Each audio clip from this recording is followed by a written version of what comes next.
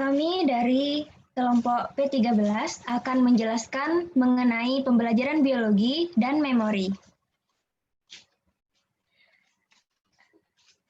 Slide pertama akan dijelaskan oleh Livita.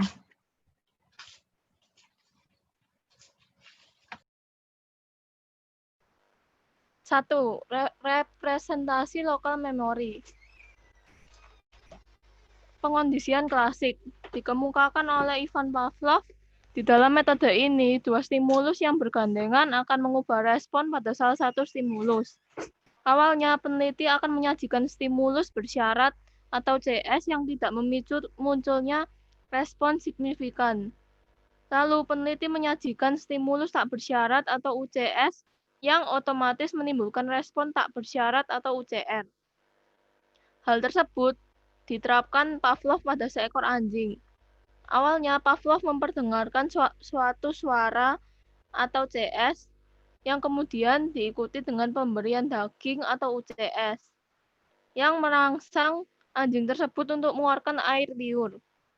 Setelah hal tersebut diulang berkali-kali, maka suara saja dapat merangsang anjing untuk mengeluarkan air liur. Next. Pengondisian operan, yaitu suatu respons individu yang diikuti oleh penguat atau hukuman. Penguat di sini maksudnya adalah kejadian apapun yang meningkatkan kemungkinan munculnya respon. Sedangkan hukuman yaitu kejadian apapun yang menurunkan kemungkinan munculnya respon. Next.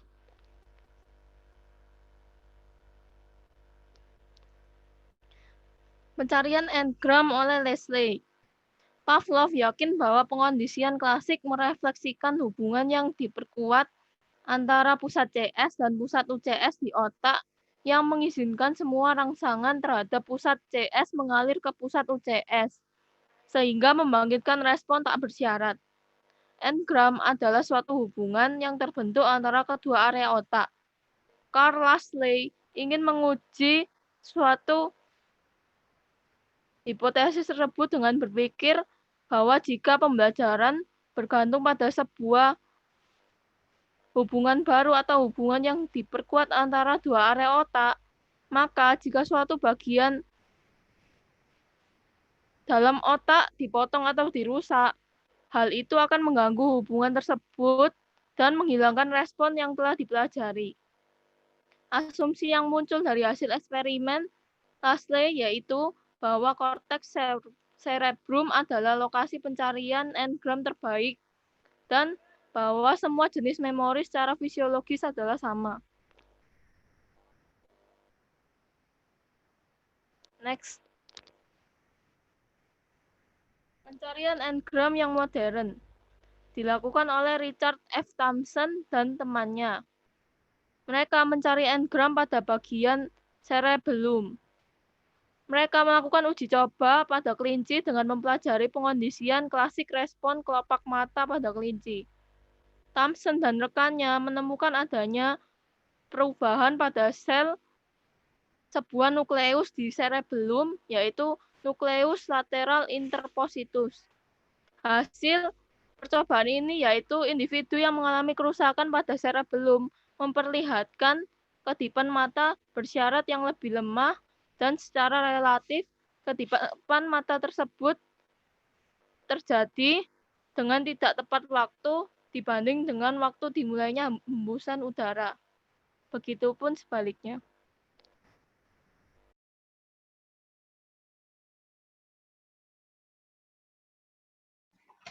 Ya, selanjutnya saya Tresela akan menjelaskan tentang memori. Memori adalah fungsi mental individu yang menangkap informasi dari sebuah stimulus. Memori merupakan sistem kerja otak manusia untuk menangkap dan menyimpan informasi. Maka dari itu, memori disebut juga dengan storage system. Selanjutnya,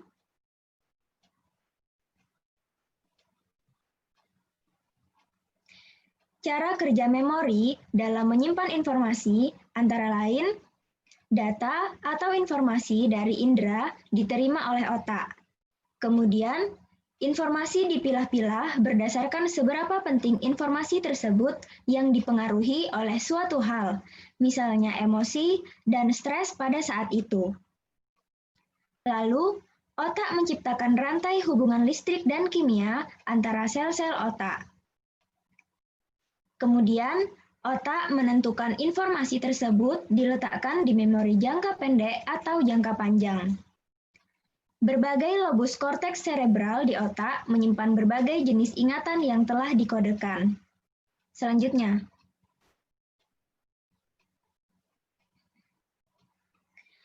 menurut Chaplin, dalam Kamus Lengkap Psikologi, terdapat 3 proses munculnya kembali memori. Yang pertama yaitu recall. Recall merupakan proses pemanggilan kembali informasi yang telah dipelajari dari ingatan. Yang kedua, recognition, yaitu proses menyadari bahwa hal-hal seperti benda, peristiwa, atau seseorang adalah suatu hal yang pernah dipelajari di masa lalu. Yang ketiga, yaitu reintegrative. Reintegrative merupakan pengungkapan kembali suatu ingatan setelah melalui proses recall dan recognition. Selanjutnya,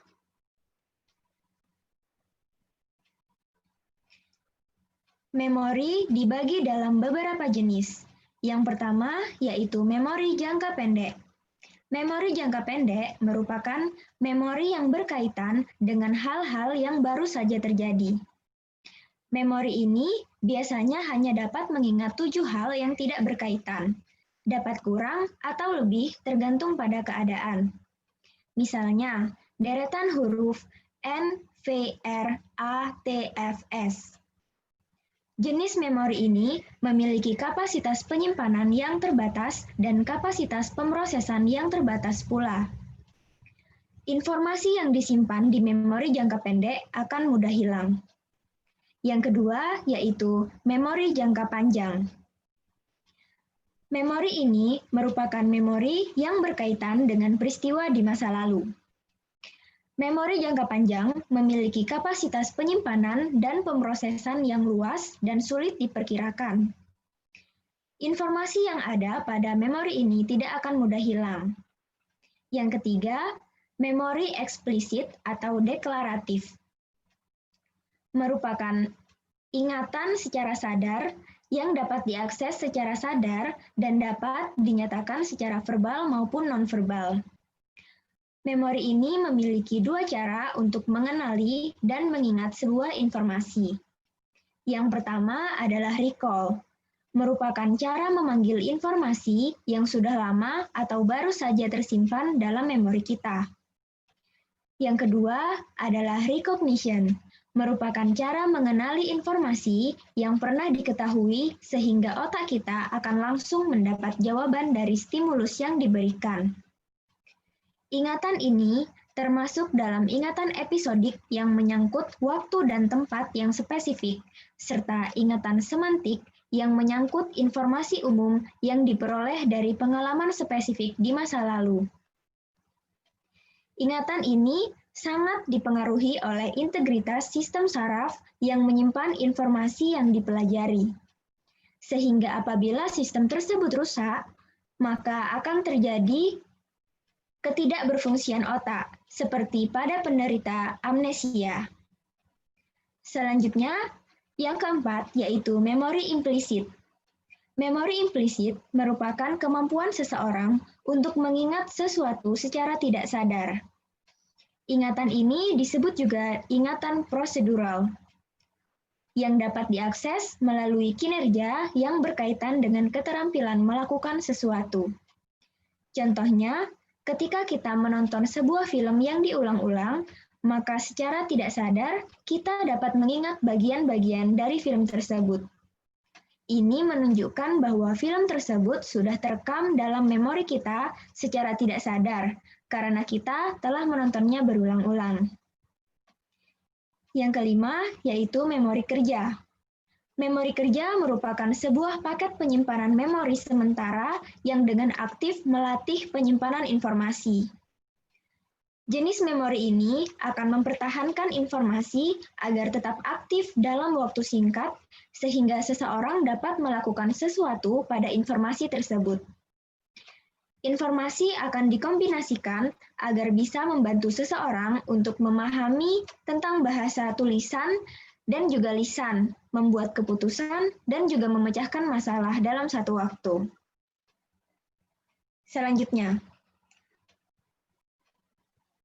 Selanjutnya akan dijelaskan oleh Tara. Hipokampus merupakan bagian dari sistem limbik. Sistem limbik merupakan bagian dari otak yang bertugas sebagai pengatur respon perilaku dan emosi. Fungsi dari hipokampus ini merupakan pembelajaran dan penyimpanan serta pengolahan memori jangka panjang. Hipokampus membantu mengolah dan mengambil kembali dua tipe spesifik dari memori jangka panjang. Yang pertama adalah memori eksplisit, yaitu memori yang terdiri dari fakta dan peristiwa yang secara sadar dilakukan. Contohnya adalah ketika seorang aktor belajar untuk mengingat dialog dalam pertunjukan. Yang kedua adalah hubungan spasial, yaitu tipe memori yang membantu kita menghubungkan lokasi objek dengan objek referensi lain secara spesifik. Contohnya adalah supir taksi mengingat rute keseluruhan kota. Apabila hipokampus rusak, maka seseorang akan mengalami masalah memori yang serius. Saat hipokampus mengalami kerusakan, seseorang tidak lagi dapat menghasilkan memori jangka panjang baru. Walaupun bisa saja mengingat kembali hal-hal yang terjadi beberapa waktu lalu, tapi tidak dapat mengingat hal-hal yang baru terjadi sebelum hipokampus rusak.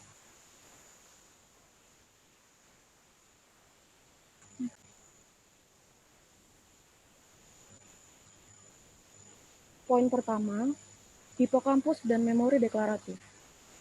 Hipokampus berperan penting dalam memori deklaratif, terutama memori episodik. Eksperimen ini diuji cobakan pada seekor tikus dengan menggunakan percobaan mencocokkan sampel tertunda, di mana hewan harus memilih dua objek yang sesuai dengan sampel, dan percobaan tidak mencocokkan sampel, di mana hewan harus memilih di antara dua objek yang tidak sesuai dengan sampel. Kemudian, hewan percobaan harus mengingat objek yang diperlihatkan, sehingga menunjukkan kemampuan yang kita sebut dengan memori deklaratif.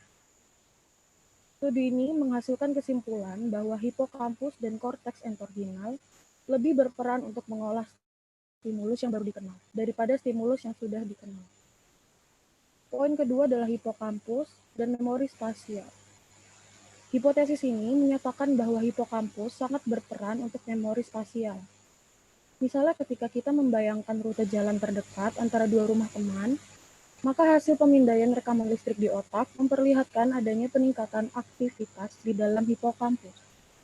Semua hasil ini mengindikasikan bahwa hipokampus berperan penting dalam memori spasial. Poin terakhir yaitu hipokampus dan pembelajaran konfigurasi serta pengikatan. Awalnya, terdapat pemahaman bahwa hipokampus dibutuhkan dalam pembelajaran konfigurasi, yaitu pembelajaran bahwa pengertian dari sebuah stimulus tergantung dari stimulus apa yang dipasangkan dengan stimulus awal. Tapi kemudian, terdapat banyak kasus yang mengungkap bahwa kerusakan hipokampus tidak hanya mengganggu pembelajaran konfigurasi, tetapi juga mengganggu tugas-tugas yang tidak terkait dengan konfigurasi, dengan catatan apabila tugas tersebut sangat sulit. Hewan yang menderita kerusakan hipokampus pada akhirnya juga akan dapat belajar tugas-tugas konfigurasi yang sulit. Maka dari itu, para psikolog tidak menganut paham yang di awal tadi. Hipokampus bukan satu-satunya bagian yang dibutuhkan untuk pembelajaran konfigurasi, karena korteks cerebrum dapat menangani pembelajaran tersebut jika diberikan waktu yang cukup. Akan tetapi, kerusakan hipokampus akan mengganggu ingatan tentang suatu peristiwa.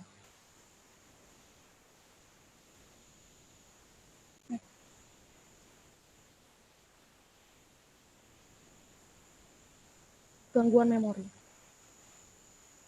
Gangguan memori yang pertama adalah amnesia. Amnesia adalah penyakit kehilangan memori. Acuan utama dari amnesia ini merupakan jumlah momen yang terlupakan secara abnormal. Amnesia terbagi menjadi dua, yaitu amnesia anterograd dan amnesia retrograd. Yang pertama adalah amnesia anterograd. Amnesia ini merupakan hilangnya memori terhadap peristiwa yang terjadi setelah kerusakan otak, sehingga menyebabkan penderita amnesia antara berat kesulitan mengingat ingatan yang baru. Yang kedua adalah amnesia retrograd. Amnesia ini merupakan hilangnya memori terhadap peristiwa yang terjadi sebelum kerusakan otak, sehingga menyebabkan penderita amnesia ini kesulitan mengingat ingatan yang terjadi di masa lalu.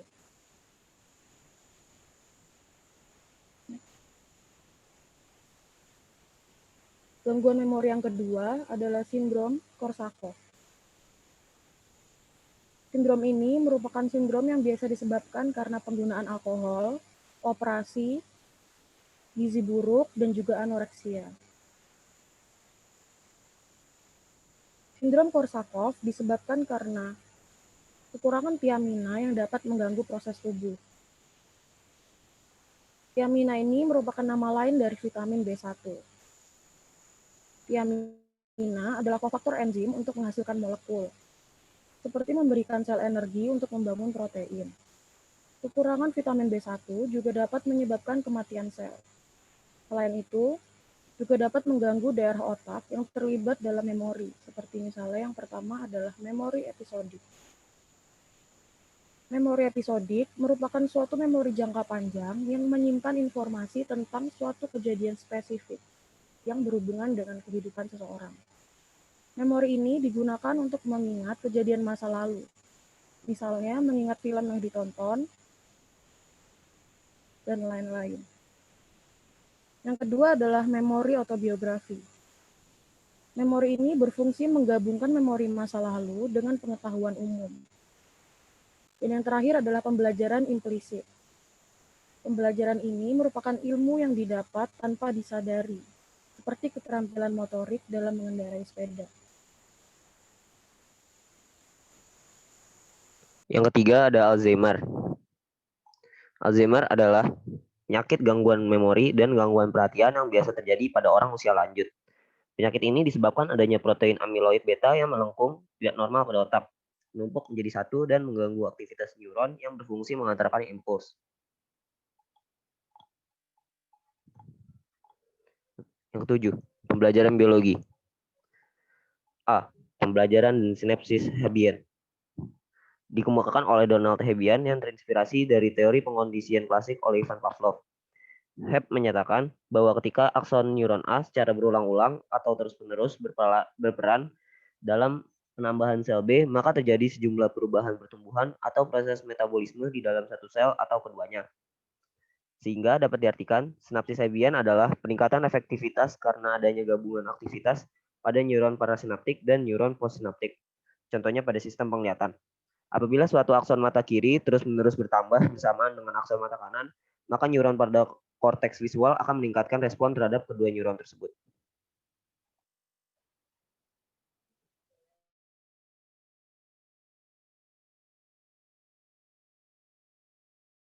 Selanjutnya materi akan dibacakan oleh Arfa.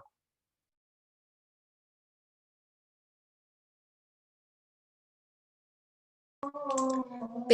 Mekanisme sel tunggal perilaku avertebrata. Yang pertama, Aplysia sebagai hewan eksperimental.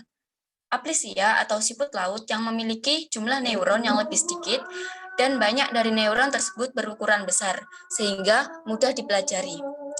Perilaku yang dipelajari adalah respon menarik diri, di mana saat diberi stimulus berupa sentuhan pada sifon atau insan aplysia, respon yang diberikan adalah penarikan diri. Yang kedua, habituasi pada aplysia. Habituasi adalah penurunan respon terhadap sebuah stimulus yang diberikan secara berulang. Apabila aplysia diberikan stimulus berupa semprotan air pada insangnya, awalnya aplysia akan memberi respon penarikan diri. Namun, apabila stimulus tersebut diberikan berulang, maka aplysia akan berhenti memberi respon terhadap stimulus tersebut. Penurunan respon tersebut dikarenakan kelelahan otot pada aplysia. Yang ketiga yakni sensitisasi pada aplysia. Sensitisasi adalah respon berbeda yang diberikan karena adanya paparan stimulus yang berbeda. Penelitian pada aplysia menunjukkan bahwa perubahan sinapsis dapat menghasilkan perubahan keplastisan perilaku. Next.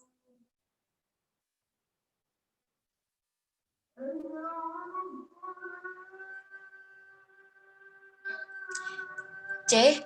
LTP pada hewan bertulang belakang. LTP atau potensiasi jangka panjang adalah satu atau lebih akson yang terhubung pada suatu dendrit dan membombardir dengan rangkaian rangsangan cepat. Karakter dari LTP ada 3. Yang pertama yakni spesifik, di mana sinapsis yang mengalami penguatan adalah sinapsis yang mengalami peningkatan aktivitas, sehingga sinapsis yang tidak aktif akan juga tidak mengalami penguatan. Yang kedua yakni kooperatif. Stimulasi 2 atau lebih akson yang terjadi bersamaan akan menghasilkan potensiasi yang lebih kuat daripada stimulus yang terjadi berulang, namun hanya dari 1 akson. Yang ketiga yakni asosiatif. Apabila input lemah dan input kuat dipasangkan secara bersamaan, dapat menguatkan respon terhadap input lemah. Kebalikan dari LTP adalah LTD atau depresi jangka panjang, yaitu penurunan respon pada sinapsis dalam waktu lama yang terjadi ketika akson telah aktif dalam frekuensi rendah. Sinapsis yang memiliki aktivitas di atas rata-rata akan mengalami potensiasi, sedangkan sinapsis yang kurang aktif beraktivitas akan mengalami depresi. Next.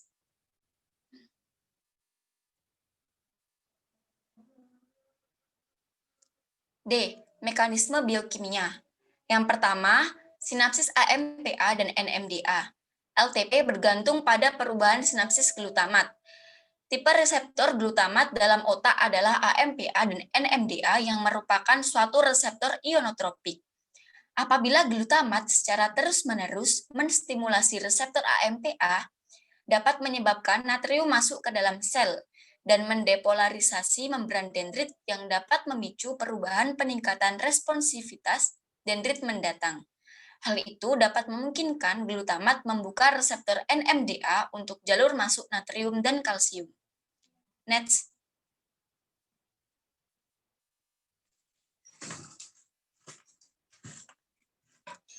Yang kedua, yakni perubahan prasinaptik. Stimulasi terus-menerus sebuah sel posinaptik akan menyebabkan sel posinaptik melepaskan neurotransmitter retrograd berupa nitrit oksida, yang kemudian bergerak kembali ke sel parasinaptik dan lalu mengubahnya.